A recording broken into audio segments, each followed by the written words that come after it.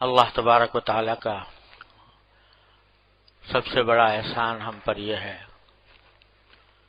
کہ اللہ تعالیٰ نے مسلمان گھرانے میں پیدا کیا اور ہمیں ایمان کی دولت حاصل کرنے کے لیے کوئی محنت کرنی نہیں پڑی، کوئی پیسہ خرچ کرنا نہیں پڑا، اس راستے میں کوئی کانٹا ہمارے پاؤں میں نہیں چبھا۔ اللہ تبارک و تعالی نے بیٹھے بٹھائے یہ نعمت عطا فرما دی، اور پتہ نہیں کتنے مسلمان ہیں جن کو یہ نعمت بڑی قربانیوں کے بعد ملی۔ کفار کی طرف سے ظلم و ستم ڈھائے گئے، مکہ مکرمہ کی زندگی میں صحابہ کرام رضی اللہ تعالی عنہم اجمعین تقریباً سب کے سب کفار کے ظلم و ستم کا شکار بنے، طرح طرح کی مصیبتیں ان کے اوپر ڈھائی گئیں، طرح طرح کی اذیتیں ان کو دی گئیں، پھر بھی الحمدللہ وہ جب ایمان کی دولت سے مالا مال ہو گئے تو اس کے بعد پھر کوئی مصیبت، کوئی ظلم، کوئی ستم ان کو ایمان سے نہ روک سکا۔ اب بھی اس دنیا میں ایسے بہت سے علاقے ہیں، اور خود میں نے اپنی آنکھوں سے دیکھے، جہاں ایمان کو حاصل کرنے یا اس کو برقرار رکھنے کے لیے بڑی زبردست قربانیاں لوگوں نے دی ہیں۔ روس میں دیکھو، چین میں دیکھو، اور بہت سے وہ علاقے جو پہلے سوویت یونین کے تحت آتے تھے، ان میں خود میرا جانے کا اتفاق ہوا ہے، ایسے ایسے لوگوں سے ملاقات ہوئی ہے کہ وہاں صرف نماز پڑھنا جرم تھا، مسجد میں نہیں، اپنے گھروں کے اندر، گھروں میں پولیس آتی تھی، تلاشی لیتی تھی کہ کوئی نماز پڑھنے والا ہے یا نہیں ہے، اگر ہوتا تو اس کو قید خانے میں ڈال دیا جاتا تھا، اس کی فیملی کو اگر قرآن کریم کا ایک نسخہ کہیں پایا گیا تو اس کی پوری فیملی کو تباہ کر دیا جاتا تھا۔ یہ مناظر میں نے خود یعنی لوگوں سے سنے ہیں جو جن کے اوپر یہ مصائب گزرے ہیں، لیکن انہوں نے اپنی جان کی، مال کی، آبرو کی، ہر چیز کی قربانیاں دے کر اس ایمان کی دولت کو محفوظ رکھا۔ اللہ تعالیٰ نے ہمیں بیٹھے بٹھا یہ نعمت دے دی، مسلمان گھرانے میں پیدا ہو گئے، باپ مسلمان، ماں مسلمان، بھائی بہن مسلمان، پورا ماحول مسلمان۔ وہاں کفر اختیار کرنا مشکل، اگر کوئی اللہ بچائے کوئی کفر اختیار کرنا بھی چاہے تو وہ مشکل ہے، ایمان کوئی مشکل نہیں، مسلمان ہونا کوئی مشکل نہیں۔ تو ایسی ماحول میں اللہ تبارک و تعالیٰ نے پیدا کیا، اس کا کتنا بڑا کی شکر ہے، ادا ساری زندگی کرتے رہے تب بھی ادا نہیں ہو سکتا کہ ایسے مسلمان گھرانے میں پیدا کیا۔ پھر مسلمان گھرانوں میں بھی بعض گھرانے ایسے ہوتے ہیں کہ نام کے مسلمان ہیں لیکن کوئی دین سے تعلق نہیں، دین کے اوپر عمل کا کوئی جذبہ نہیں، اس کی کوئی اہتمام نہیں۔ الحمدللہ ہم میں سے اکثر لوگ وہ ہیں کہ جو ایسے گھرانوں میں پیدا ہوئے جہاں الحمدللہ دیندار گھرانہ تھا، دین کا اہتمام، دین کی عظمت دلوں میں موجود تھی۔ تو یہ اللہ تبارک و تعالیٰ کا کتنا بڑا انعام و کرم ہے جس نے ہمیں اس دولت سے نوازا۔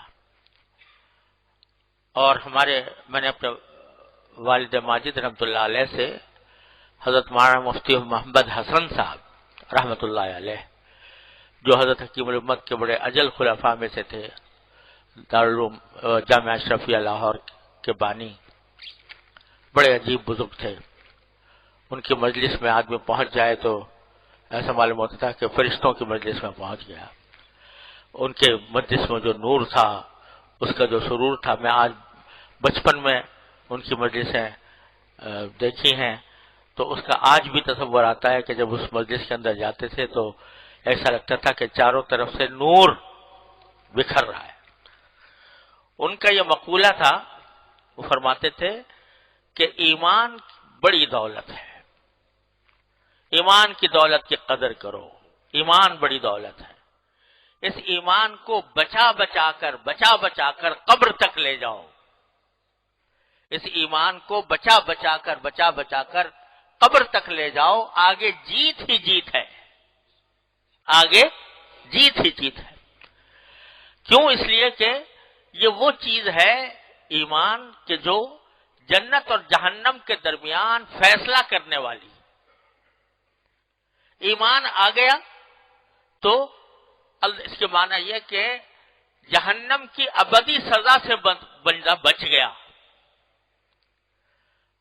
بندہ جہنم کی ابدی سزا سے یعنی ہمیشہ کی سزا سے بچ گیا.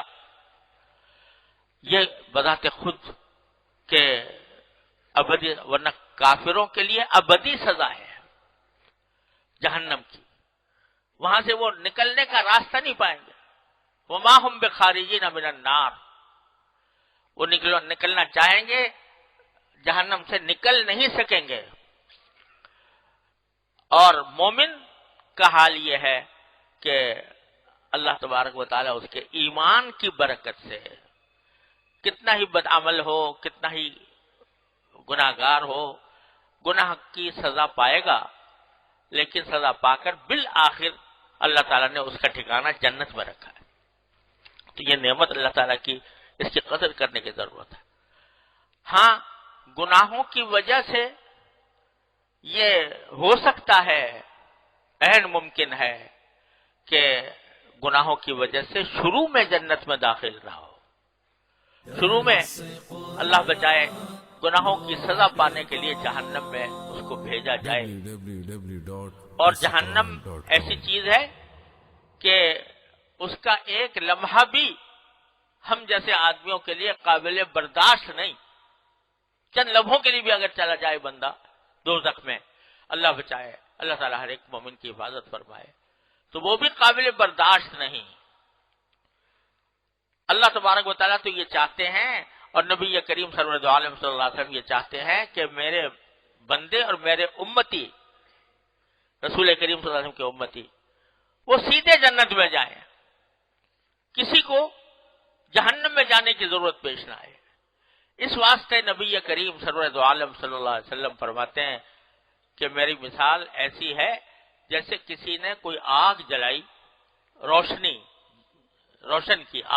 کی، تو پروانے چاروں طرف سے آ کر اس آگ میں گر رہے ہیں. نادان وہ سمجھ رہے ہیں کہ اس آگ سے ان کو روشنی سے محبت ہے، اس روشنی سے محبت کی وجہ سے چاروں طرف سے پروانے آ رہے ہیں، آگ میں گر رہے ہیں. میں ان کو کولیاں بھر بھر کے، یعنی ان کے کمر سے ان کو کھینچ کر میں اس آگ سے ہٹا رہا ہوں. تو نبی کریم سرور عالم صلی اللہ علیہ وسلم اسی لیے تشریف لائے، اور اسی لیے آپ اس انسانیت کے محسن اعظم ہیں کہ بندوں کو جہنم سے بچانے کے لیے رسول کریم صلی اللہ علیہ وسلم نے ہمیں سیدھا راستہ دکھا دیا. کیا دکھا دیا؟ وہی راستہ دکھا دیا جو میں بار بار عرض کرتا رہا ہوں کہ اللہ جل جلالہ کی نعمتوں کا شکر ادا کرنے کا طریقہ یہ ہے کہ اللہ کی نعمتوں کو اس کی رضا کے کام میں استعمال کیا جائے. اور ان نعمتوں کی سب سے بڑی ناشکری یہ ہے کہ اللہ تعالیٰ کی دی ہوئی نعمتوں کو غلط استعمال کیا جائے، اللہ تعالیٰ کے رضا کے خلاف استعمال کیا جائے. تو آپ نے صاف صاف بتا دیا کہ کون سی چیزیں ہیں جو بندے کو لے جانے والی ہے جہنم کی طرف. تو ان کو کھول کر بتا دیے، یہ چیز گناہ ہے، یہ چیز گناہ ہے، یہ چیز گناہ ہے، اس سے اپنے آپ کو بچاؤ، اس سے اپنے آپ کو بچاؤ. وہ جو فرمایا کہ کولیاں بھر بھر کے میں بچا رہا ہوں، تو وہ گناہوں سے بچانے کا، اور بتا دیا، واضح کر دیا نبی کریم صلی اللہ علیہ وسلم نے کہ تمہارے دو دشمن ہیں، ایک شیطان اور ایک انسان کا خود اپنا نفس۔ شیطان جو ہے وہ اللہ تعالیٰ نے جب انسان کو پیدا کیا تو ساتھ ہی شیطان کو بھی پیدا کیا، اور انسان کا امتحان اسی میں ہے کہ وہ اس شیطان کے بہکائے میں نہ آئے۔ وَلَا يَغُرَّنَّكُمْ بِاللَّهِ الْغَرُورُ، وہ بڑا دھوکے باز ہے، اس کے دھوکے میں نہ آنا۔ کھل کے بتا دیا کہ اس کے دھوکے میں نہ آنا۔ وہ تمہارے دل میں خواہشیں پیدا کرے گا، گناہ کی طرف لے جائے گا، اور تمہارے نفس کو آمادہ کرے گا، گناہ کرنے پر آمادہ کرے گا۔ اور ایک نفس پیدا کرتی ہے نفسانی خواہشات، وَنَفْسٍ وَمَا سَوَّاهَا فَأَلْهَمَهَا فُجُورَهَا وَتَقْوَاهَا، یہ نفس ایسا پیدا کر دیا کہ اس میں گناہ کی بھی خواہش پیدا ہوتی ہے اور اللہ تعالیٰ سے ڈرنے کی خواہش بھی پیدا ہوتی ہے۔ اب بندے کا کام یہ ہے کہ وہ اپنے آپ کو تقوی کی طرف لے جائے اور فجور سے اور گناہ سے بچائے۔ یہ ہے سب سے بڑا کڑا امتحان، اور اس کڑے امتحان کا جو ہے طریقہ بھی بتا دیا اللہ جل جلالہ نے اور نبی کریم صلی اللہ علیہ وسلم نے۔ وہ کیا بتا دیا کہ گناہ کے تقاضے تمہارے دل میں پیدا ہوں گے۔ وہ انسان نہیں جس کے دل میں گناہوں کے تقاضے نہیں پیدا ہوتے، گناہوں کے تقاضے پیدا ہوں گے۔ تم فرشتے نہیں ہو، فرشتے تو ہم نے اپنی عبادت کے لیے پیدا کیے ہیں، ان کے دل میں گناہ کا وسوسہ بھی نہیں آتا۔ تمہیں پیدا کیا ہے اس طرح کہ تمہارے دل میں تقاضے گناہ کے بھی پیدا ہوں گے، لیکن بس تمہارا امتحان یہ ہے کہ اس گناہ کے تقاضے کو زبردستی دباؤ، زبردستی کچلو، اس کو کچل کر پھر جب تم ان کو کچلو گے تو اس کے کچلنے سے اللہ تبارک و تعالیٰ کا قرب حاصل ہوگا، اللہ جل جلالہ کہ تم محبوب بنو گے۔ تو دو راستے ہیں، ایک شیطان کا، ایک رہبان کا۔ شیطان کا راستہ ہے اپنے نفسانی خواہشات کے پیچھے چلنا، جو دل میں آ رہا ہے وہ کر گزرنا، اور دل جو گناہ کا خیال آ رہا ہے وہ اس کے اوپر عمل کر لینا، یہ شیطان کا راستہ۔ اور رحمان کا راستہ یہ ہے کہ ان گناہوں کی خواہشوں کو کچلو، یہ پیدا اس لیے کی گئی ہے کچلنے کے لیے، ان کو پیدا اس لیے کیا گیا ہے کہ ان کو کچلا جائے زبردستی، اور اسی کا نام مجاہدہ ہے۔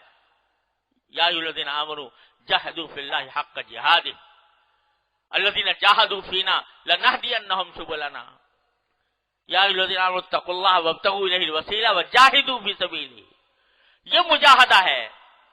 اور اسی مجاہدے کو اگر کہا جائے تو اس کو دوسرے الفاظ میں صبر کہتے ہیں، قرآن کریم کی اصطلاح میں صبر کہتے ہیں۔ وہاں جو جنت عطا ہوگی تو اس کے بارے میں قرآن کریم فرمایا کہ بما صبروا، کہ ان کو جو جنت کی نعمتیں دی جا رہی ہیں یہ صبر کے بدلے میں دی جا رہی ہیں، جو انہوں نے صبر کیا دنیا میں۔ صبر کیا کیا کہ داعیہ پیدا ہو رہا تھا، گناہ کا پیدا ہو رہا تھا، لیکن انہوں نے زبردستی اپنے آپ کو اس سے گناہ سے روکا، صبر سے کام لیا، اور صبر سے کام لے کر گناہ سے رک کر باز آ گئے گناہ سے۔ تو یہ صبر ایسی صفت ہے کہ فرمایا کہ اولئک ہے ہاں صبر، تو جب داخل ہوں گے جنت میں تو کیا کہیں گے؟ سلام علیکم بما صبرتم، تمہارے اوپر سلامتی ہے۔ کیوں ہے؟ اس لیے کہ تم نے صبر سے کام لیا تھا۔ صبر کیا ہے کہ اپنے نفسانی خواہشات جو گناہ کی طرف لے جا رہی ہیں ان کو زبردستی کچلے انسان۔ یہ پیدا ہی اس لیے کی گئی ہے کہ ان کو کچلا جائے۔ آنکھ ہے، آنکھ کی بات ہو رہی تھی. آنکھ ہے اللہ تبارک و تعالی نے بنائی ہے اپنی قدرت کے نظارے دکھانے کے لیے. اب دل میں تقاضا پیدا ہو رہا ہے جب بازار میں آدمی نکلتا ہے, ذرا سا بھی کسی ایسی جگہ پر جاتا ہے جہاں عوام کا مجمع ہو, تو نگاہوں کو پناہ ملنی مشکل ہے. چاروں طرف سے گناہوں کے تقاضے آ رہے ہیں. اور اب تو اللہ بچائے, پہلے تو باہر جانے سے ہوتا تھا, اب تو گھر کے اندر یہ جو فون آ گیا ہے, اللہ بچائے, تو اس کے غلط استعمال سے آدمی تنہائی کے اندر, وہ اس کو باہر جانے کی ضرورت نہیں ہے بد نظری کے لیے, گھر کے اندر موجود ہے, جیب میں موجود ہے. تو اب دل مچل رہا ہے کہ میں یہ کام کروں, اپنی نگاہ کو لذت دوں, اپنی نگاہ کو مزہ دوں. لیکن اللہ کے لیے, اللہ تبارک و تعالیٰ کا خیال آنے پر کہ میرا اللہ مجھے دیکھ رہا ہے, چاہے دنیا نہ دیکھ رہی ہو لیکن اللہ دیکھ رہا ہے. اب اس وقت دل مچل رہا ہے, بہت زیادہ مچل رہا ہے کہ میں دیکھ لوں, دیکھ کے لذت حاصل کر لوں. لیکن بتاؤ کہ اگر عین اس وقت جب کہ دل مچل رہا ہے تمہارے ابا جان آ جائیں, کیا کرو گے؟ پھر بھی دیکھتے رہو گے؟ دل مچلنے کو کچلنا پڑے گا, کیونکہ یہ نہیں چاہتے کہ میری بدنامی ہو باپ کے سامنے, ماں کے سامنے, استاد کے سامنے, شیخ کے سامنے, اپنی بیوی کے سامنے, اپنے شوہر کے سامنے بدنامی کا خیال آئے گا تو وہ ساری مچلاہٹ جو ہے وہ ختم ہو جائے گی.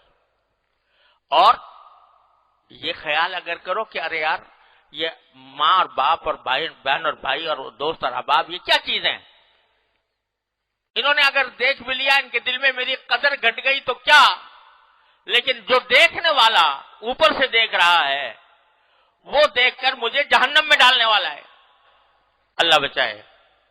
تو یہ جب خیال آئے تو اس وقت انسان اسی طرح بچے جیسے ماں باپ کو دیکھ کر بچ جاتا ہے. یہ جو انسان نے اپنی خواہشات کو کچلا, بس یہی ایمان کا تقاضا ہے, یہی ایمان کا تقاضا ہے. یہ دل کی خواہشات جو ہوتی ہیں یہ اللہ نے پیدا کی ہیں کچلنے کے لیے. جتنا کچلو گے اتنا ہی اللہ تعالیٰ کا قرب حاصل ہوگا, اتنا ہی اللہ تعالیٰ کے قریب ہوگے, اتنا ہی ایمان کا نور دل میں پیدا ہوگا. نہ بچا کے تو رکھ اسے کہ یہ آئے نہ ہے وہ آئے نہ. یہ دل جو ہے نا, اس کو بچا کے نہ رکھو, نہ بچا کے تو رکھ اسے کہ یہ آئے نہ ہے وہ آئے نہ. جو شکستہ ہو تو عزیز تر ہے نگاہ آئینہ ساز میں. جتنا ٹوٹے گا اتنا ہی آئینہ ساز کے نگاہ میں یہ عزیز ہوگا, محبوب ہوگا کہ میرے خاطر اس بندے نے اپنے نفس کی خواہشات کو کچلا ہے. تو اللہ تبارک و تعالیٰ اس کو اپنی طرف کھینچ لیں گے. اللہ یجتبی الیہ من یشاء ویہدی الیہ من ینیب. تو جب بندہ خواہشات کو کچلتا ہے تو اللہ تبارک و تعالیٰ کا قرب اس کو حاصل ہوتا ہے, اللہ تبارک و تعالیٰ کے ساتھ تعلق اس کا مضبوط ہوتا ہے. یوں سمجھو آدمی کے کوئی سمجھے کہ بھئی میں فلاں وظیفہ پڑھ لوں گا تو بچ جاؤں گا گناہ سے. ارے بھائی وظیفہ پڑھنے سے نہیں بچتا جب تک کہ خود آدمی اپنے آپ پر زبردستی کرنے کی عادت نہ ڈالے. اپنے اوپر زبردستی کرے گا تو اس زبردستی کے نتیجے میں بچے گا.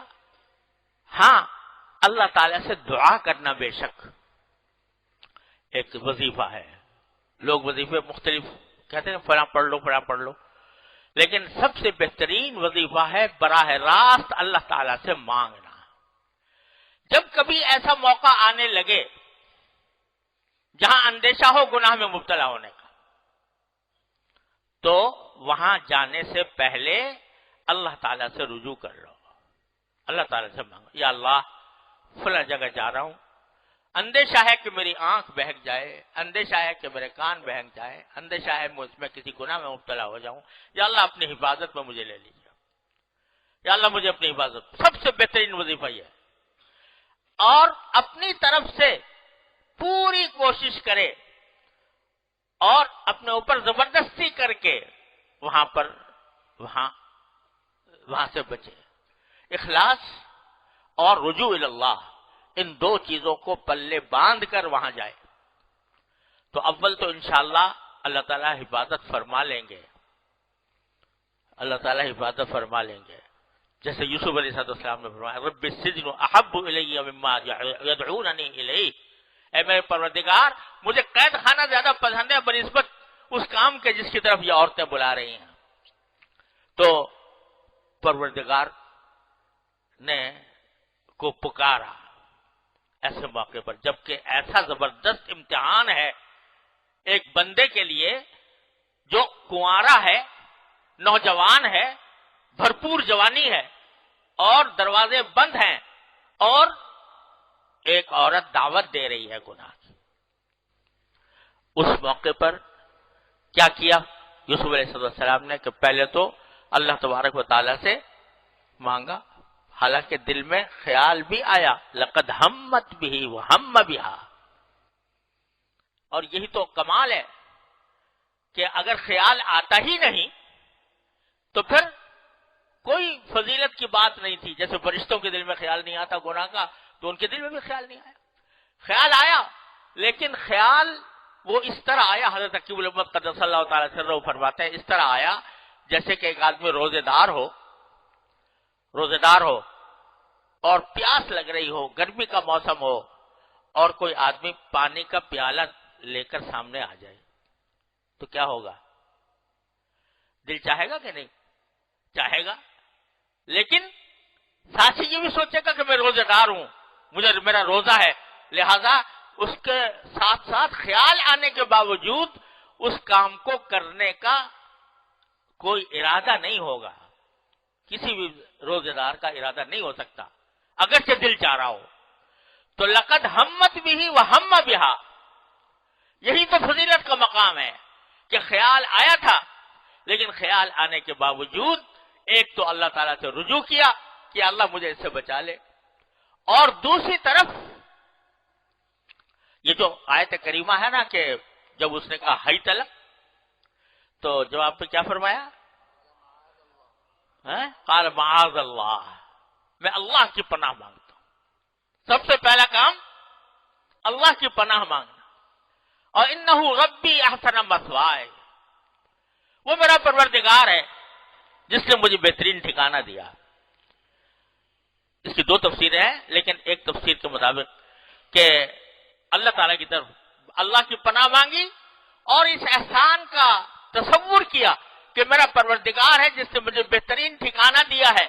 ٹھکانہ دینے کے معنی یہ کہ میرے جسم کی تربیت اس نے کی ہے، مجھے پالا پوسا اس نے ہے، یہ نعمتیں مجھے اس نے عطا فرمائی ہے. اس نعمت کو میں اللہ تعالیٰ کی نافرمانی میں استعمال نہیں کر سکتا، نہیں کروں گا. ایک طرف تو یہ کیا معاذ اللہ، اللہ کی پناہ، اور دوسری طرف معلوم ہے کہ سامنے دروازے بند ہیں. اس نے زلیخا نے بند کر دیے تھے دروازے، تالے ڈال دیے تھے. تو تالے ڈالنے کے بعد گھر سے باہر نکلنا ممکن نہیں، لیکن اپنے بس میں اتنا تھا کہ میں بھاگ کر دروازے تک چلا جاؤں. تو اپنے بس میں یہ تھا کہ وہاں سے بھاگے. کہاں بھاگے؟ دروازے کی طرف، باوجود ہے کہ دروازہ مقفل نظر آ رہا تھا اور دروازہ بند تھا، تالے پڑے ہوئے تھے، لیکن اپنی طرف سے کوشش کر لی کہ وہاں تک پہنچ گیا.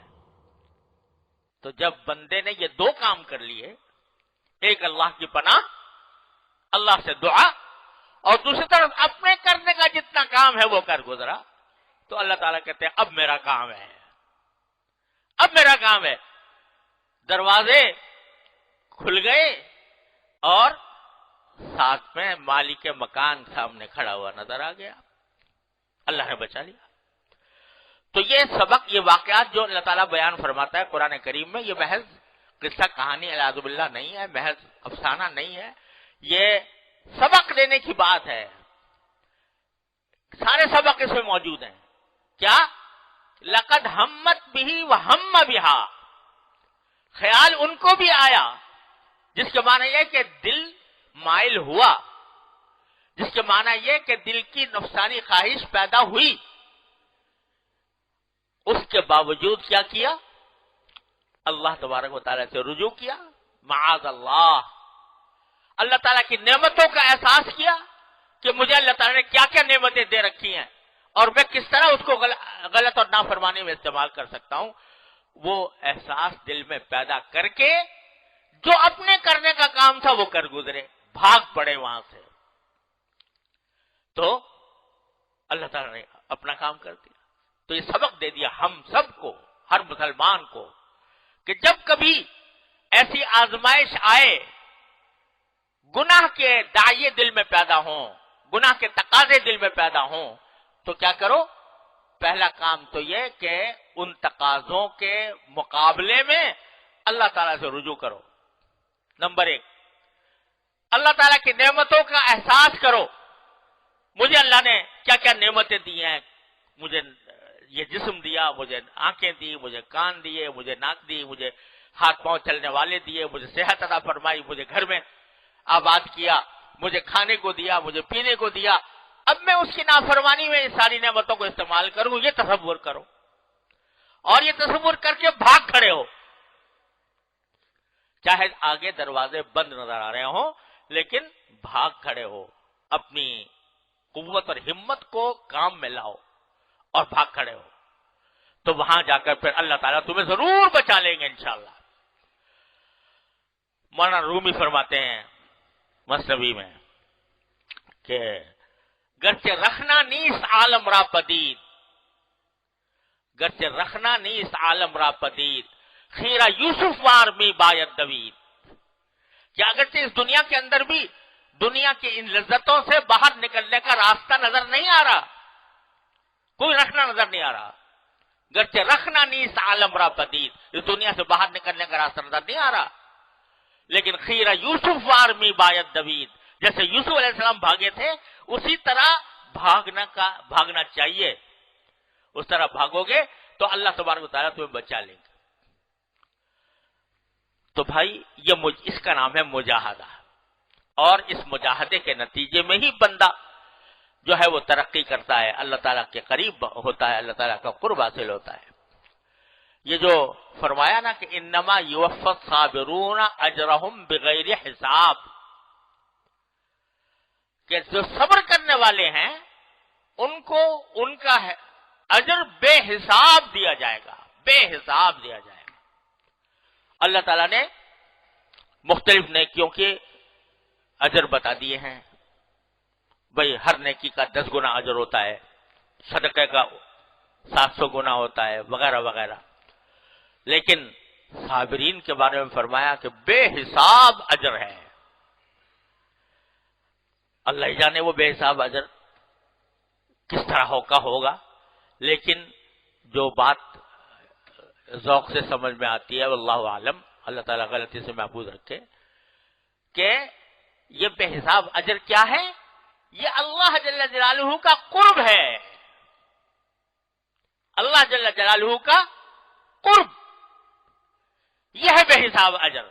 یعنی جب صبر کیا بندے نے اللہ کی خاطر تو اللہ تعالیٰ اپنا قرب عطا فرماتے ہیں، اور جب اس کا قرب عطا ہو گیا تو سبھی کچھ عطا ہو گیا.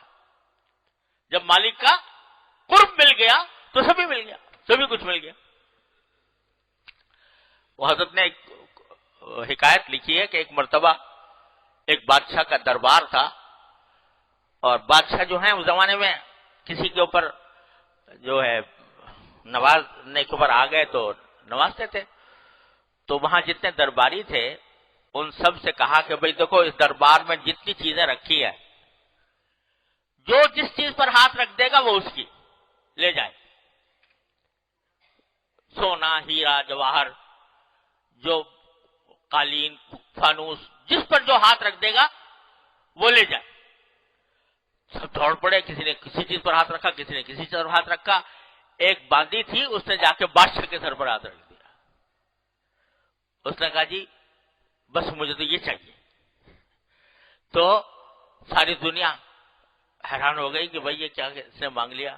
اس نے کہا کہ جب آپ نے وعدہ کیا کہ جو بھی جس پہ ہاتھ رکھ دے گا وہ اس کو ملے گا، تو میں نے تو آپ پہ ہاتھ رکھ دیا، تو آپ میرے ہو گئے۔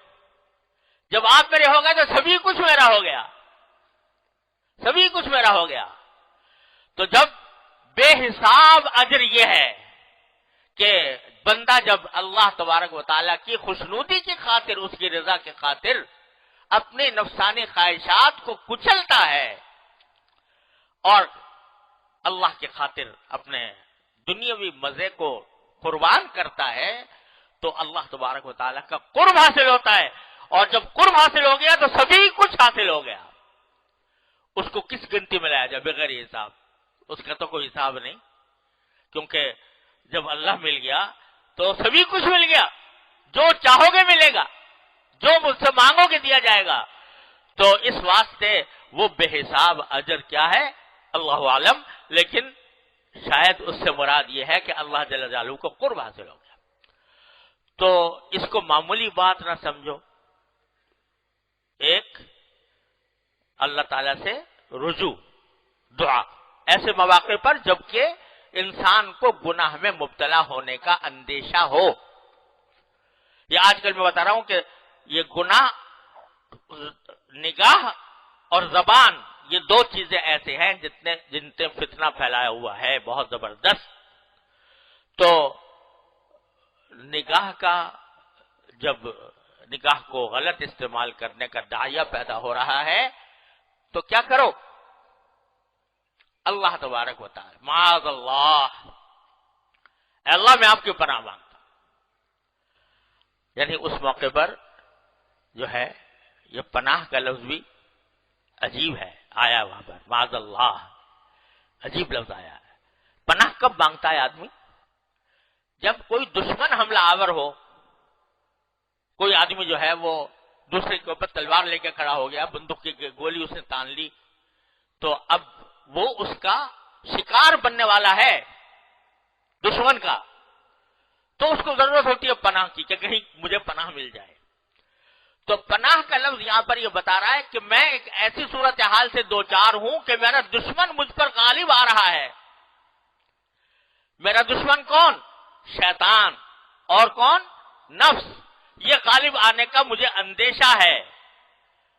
تو جس طرح کوئی آدمی دشمن حملہ کر رہا ہو اور اس وقت میں بندہ جو ہے وہ کسی کی پناہ لیتا ہے، تو اسی طریقے سے حضرت یوسف علیہ السلام نے فرمایا کہ یہ دشمن مجھ پر حملہ آور ہے، اے اللہ میں آپ کی پناہ میں آتا ہوں، مجھے اپنی پناہ دے دیجیے۔ تو معاذ اللہ، اللہ کی پناہ مانگو، رجوع کرو، اللہ کی پناہ مانگو۔ دوسرا کیا؟ اس کی نعمتوں کا استحضار کرو، انہ ربی احسن مثوائے، یہ میرا پروردگار ہے جس نے میرا ٹھکانہ مجھے اچھا دیا ہے، میں اس کی کیسے نافرمانی کروں، میں اس سے کیسے اسے جنگ کروں جس نے مجھے یہ نعمتیں عطا فرمائی، اس کا استحضار کرو۔ اور تیسرا یہ کہ جتنا بھاگ سکتے ہو اتنا بھاگ جاؤ وہاں سے، اس جگہ سے جہاں گناہ میں مبتلا ہونے کا اندیشہ ہے۔ 3 کام کرو گے تو انشاءاللہ ثم انشاءاللہ ضرور مدد ہوگی۔ اور اگر بالفرض بعض اوقات ان میں سے کسی چیز میں کوئی کوتاہی رہ جاتی ہے تو اس کی وجہ سے بعض اوقات آدمی مبتلا بھی ہو جاتا ہے، لیکن وہ مبتلا ہونے کے بعد بھی اللہ تبارک و تعالیٰ کی مدد شامل حال رہے گی، توبہ کی توفیق ہوگی۔ اللہ تبارک و تعالیٰ ضرور توبہ کی توفیق عطا فرمائے گا، اگر بالفرض پھسل بھی گیا تو توبہ کی توفیق عطا فرمائے۔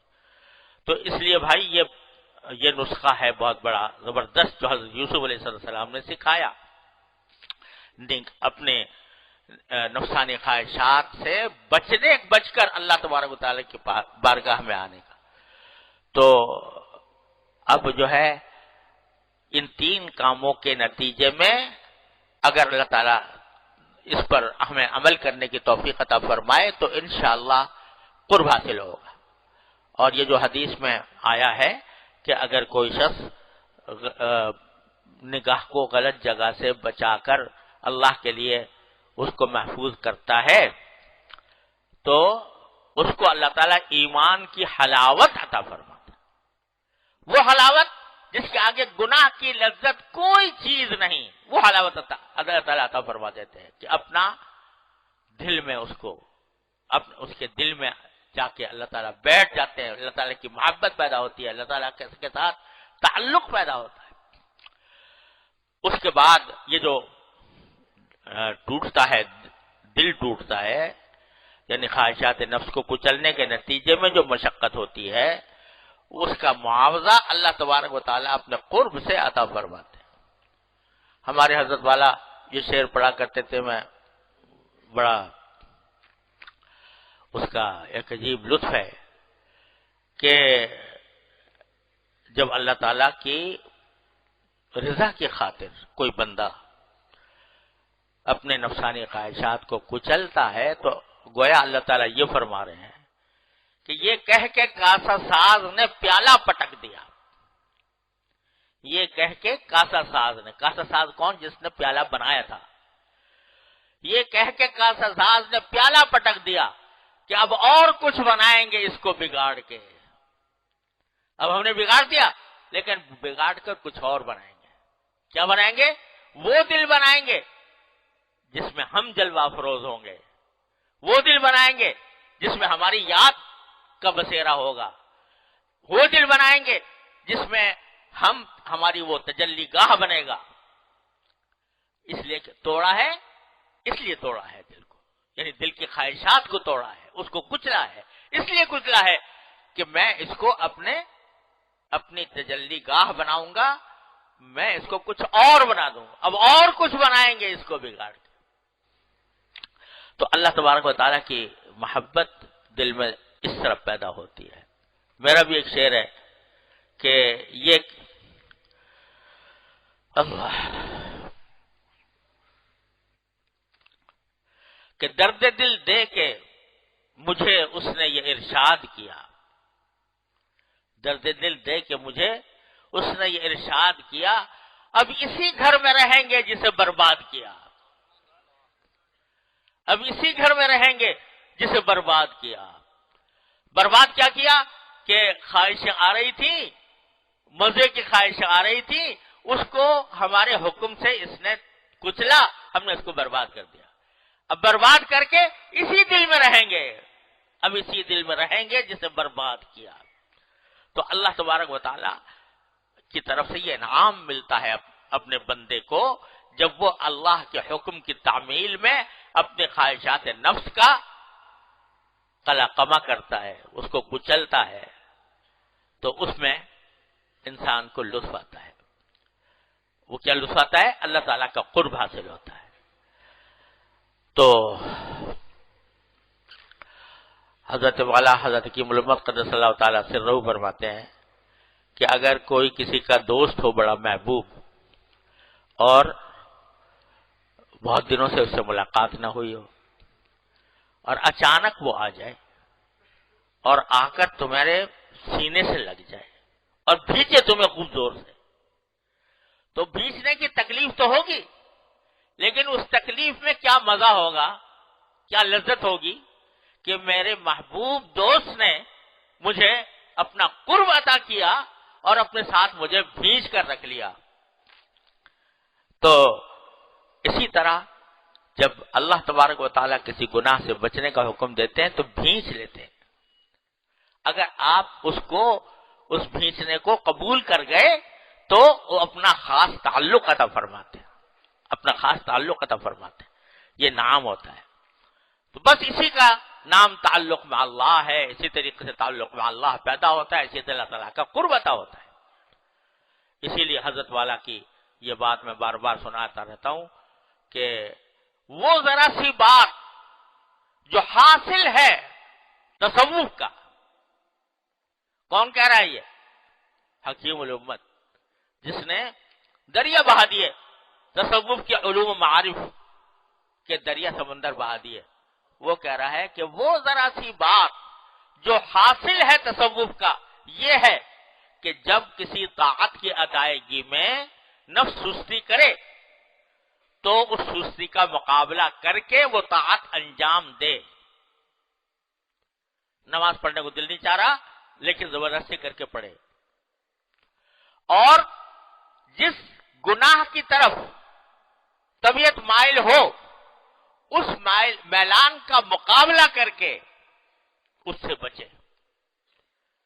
جس کو یہ چیز حاصل ہو گئی تو بس اسے کسی چیز کی ضرورت نہیں، اسی سے تعلق مع اللہ پیدا ہوتا ہے، اسی سے ترقی کرتا ہے، اسی سے دوام حاصل ہوتا ہے تعلق مع اللہ کو.